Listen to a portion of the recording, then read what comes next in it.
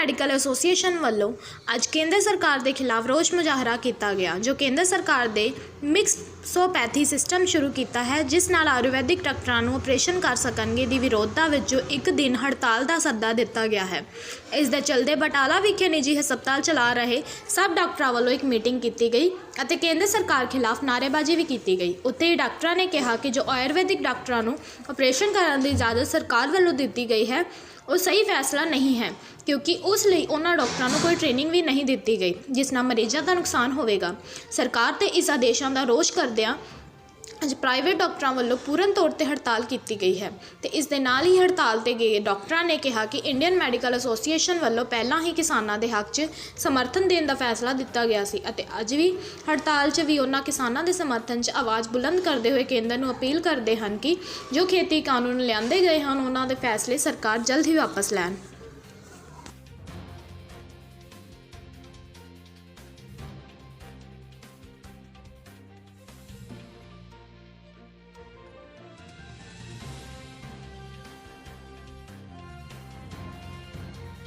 Torres Kalsi president IMA Batala. ਅਸੀਂ ਅੱਜ IMA ਹੈੱਡਕੁਆਟਰਸ ਇਹ ਹਦਾਇਤਾਂ ਅਨੁਸਾਰ ਇੱਥੇ ਇੱਕ ਪ੍ਰੋਟੈਸਟ ਮੀਟਿੰਗ ਕਰ ਰਹੇ ਹਾਂ, ਜਿਸ ਦਾ ਮੁੱਦਾ ਹੈ ਕਿ ਅੱਜ ਰੀਸੈਂਟਲੀ ਇੰਡੀਅਨ ਗੌਰਮੈਂਟ ਨੇ ਇੱਕ ਨਵਾਂ ਕਾਨੂੰਨ ਪਾਸ ਕੀਤਾ, ਜਿਹਦੇ ਅਨੁਸਾਰ ਇੰਡੀਅਨ ਮੈਡੀਸਨ ਜਾਂ ਟ੍ਰੈਡੀਸ਼ਨਲ ਮੈਡੀਸਨ ਆਫ ਇੰਡੀਆ ਦੇ ਜਿਹੜੇ ਗ੍ਰੈਜੂਏਟ ਨੇ ਉਹ ਆਪਣੀ ਇੱਕ ਪੋਸਟ ਗ੍ਰੈਜੂਏਸ਼ਨ ਕਰਕੇ ਲਗਭਗ ਹਰ ਕਿਸਮ ਦੀ ਸਰਜਰੀ ਕਰ ਸਕਦੇ ਆ। ਸਭ ਕਿਸ ਦਾ ਮਤਲਬ ਇੱਕੋ ਡਿਊਟੀ ਦੇ ਇੱਕੋ ਪੋਸਟ ਗ੍ਰੈਜੂਏਸ਼ਨ ਕਰਨ ਦੇ ਬਾਅਦ ਸ਼ਾਇਦ ENT ਵੀ, ਗਾਇਨੀ ਵੀ, ਆਰਥੋਪੀਡਿਕਸ ਇਸ ਤਰ੍ਹਾਂ ਦੀਆਂ ਸਰਜਰੀ ਕਰ ਸਕਦੇ। ਜਦੋਂ ਕਿ ਸਾਡੇ ਜਿਹੜੇ ਮਾਡਰਨ ਮੈਡੀਸਨ ਦੇ ਵਿੱਚ ਬੱਚੇ ਡਾਕਟਰ MBBS ਕਰਦੇ 5 ਸਾਲ ਲਾ ਕੇ 5.5 ਸਾਲ, ਫਿਰ 3 ਸਾਲ PG ਕਰਦੇ ਆ, ਫਿਰ ਉਹਦੇ ਬਾਅਦ 3 ਸਾਲ ਲਾ ਕੇ ਹੋਰ ਸੁਪਰ PG ਕਰਦੇ ਆ ਅਤੇ ਉਹ ਪੂਰੀ ਟ੍ਰੇਨਿੰਗ ਦੇ ਬਾਅਦ ਫਿਰ ਸਰਜਰੀ ਦੇ ਕਾਬਲ ਹੁੰਦੇ ਆ।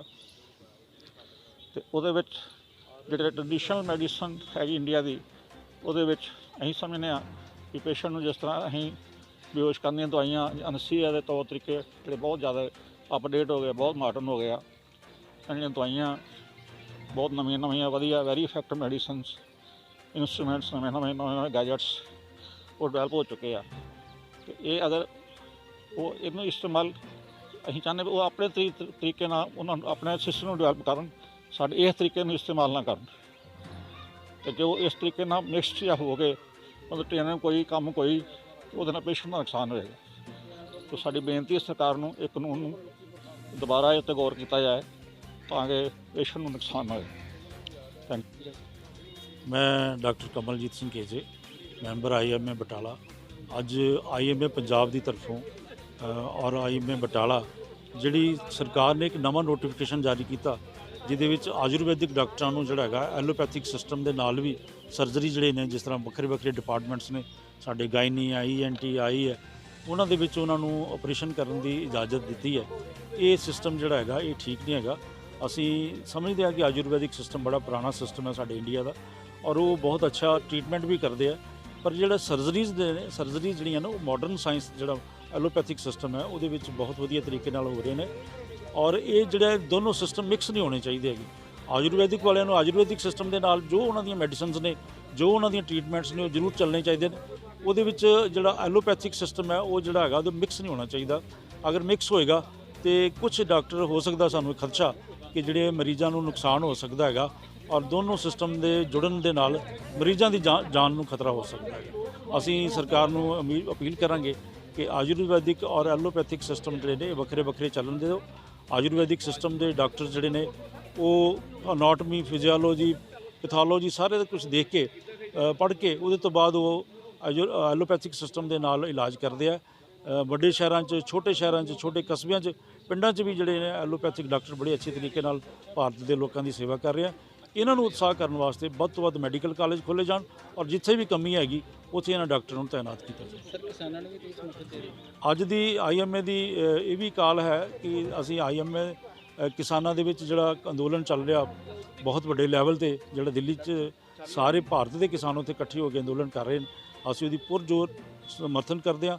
ਅਸੀਂ ਸਰਕਾਰ ਨੂੰ ਅਪੀਲ ਕਰਦੇ ਹਾਂ ਕਿ ਉਹਨਾਂ ਦੀ ਜਿਹੜੀ ਜੈਨੂਇਨ ਮੰਗਾਂ ਨੇ ਉਹਨਾਂ ਨੂੰ ਜਿਹੜਾ ਹੈਗਾ ਮੰਨਿਆ ਜਾਏ ਔਰ ਇਸ ਅੰਦੋਲਨ ਨੂੰ ਖਤਮ ਕਰਾਇਆ ਜਾਏ। ਦੇਖੋ ਇਹ ਕਿਸਾਨਾਂ ਦਾ ਅੰਦੋਲਨ ਨਹੀਂ ਹੈਗਾ, ਇਹ ਭਾਰਤ ਦੇ ਲੋਕਾਂ ਦਾ ਕਿਸਾਨਾਂ ਅੰਦੋਲਨ ਹੈਗਾ।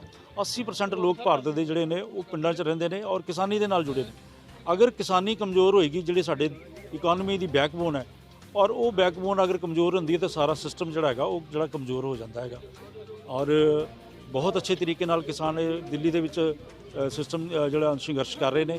ਅਸੀਂ ਉਹਨਾਂ ਦੇ ਸੰਘਰਸ਼ ਨੂੰ ਪੁਰ ਜ਼ੋਰ ਉਹਨਾਂ ਨੂੰ ਜਿਹੜਾ ਹੈਗਾ ਹਮਾਇਤ ਕਰਦੇ ਹਾਂ ਔਰ ਸਰਕਾਰ ਨੂੰ ਬੇਨਤੀ ਕਰਦੇ ਹਾਂ ਕਿ ਉਹਨਾਂ ਦੇ ਜਿਹੜੇ ਜੈਨੂਇਨ ਮੰਗਾਂ ਨੇ ਉਹਨਾਂ ਨੂੰ ਜਿਹੜਾ ਹੈਗਾ ਮੰਨਿਆ ਜਾਵੇ।